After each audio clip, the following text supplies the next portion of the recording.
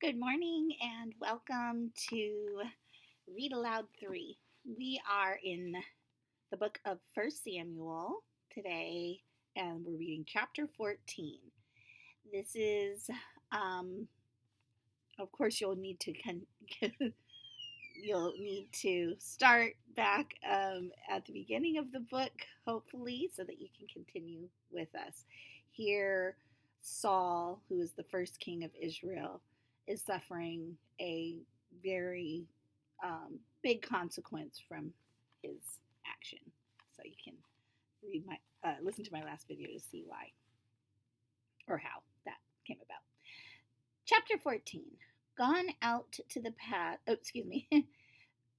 Okay. So the chapter 13 ended with a sentence that looks like the beginning of the new chapter. So I ended the chapter a little too soon last time. I ended with verse 22, and 23 is the actual last verse. Now a detachment of Philistines had gone out to the pass at Michmash. One day, Jonathan, son of Saul, said to his young armor bearer, "Come, let's go over to the Philistine outpost on the other side." But he did not tell his father.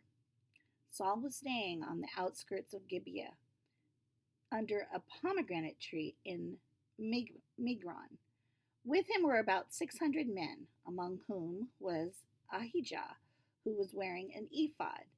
He was a son of Ichabod's brother, Ahitub, son of Phinehas, the son of Eli, the Lord's priest in Shiloh.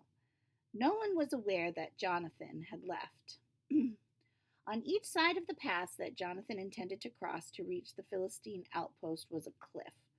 One was called Bozez, and the other Sineh. One cliff stood to the north toward Michmash, the other to the south toward Geba. Jonathan said to his young armor bearer, "Come, let's go over to the outpost of those uncircumcised men. Perhaps the Lord will act on our behalf. Nothing can hinder the Lord from saving, whether by many or by few." True.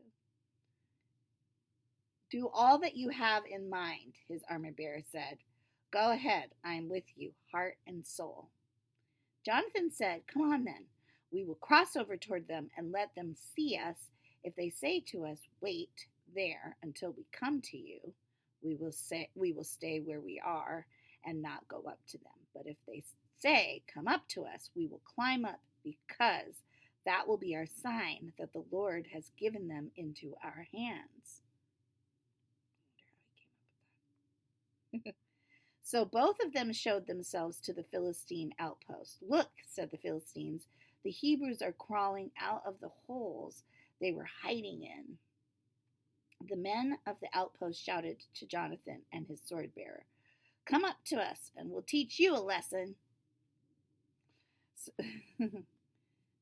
So, according to Jonathan, this is the sign. So Jonathan said to his armor bearer, "Climb up after me. The Lord has given them into the hand of Israel." Jonathan climbed up using his hands and feet, and his armor bearer right behind him.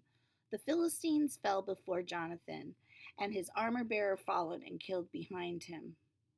In that first attack, Jonathan and his armor bearer killed some 20 men in an area of about half an acre. Then panic struck the whole army, those in the camp and field, and those in the outposts and raiding parties, and the ground shook. It was a panic sent by God.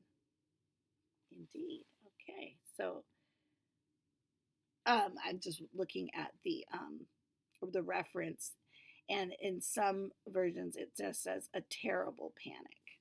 Okay, which is a big, which is a big difference to me. It's like, goes, "Is that by God?" Because it seems that Jonathan is going on a word that he has from God, but I don't see that in the text that he was told.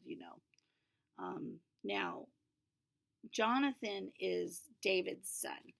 So if he were like Samuel's son, who is also serving in the priestly office, in the temple, I would say, okay, he's probably been, inquiring of the Lord. So anyway, we will continue. But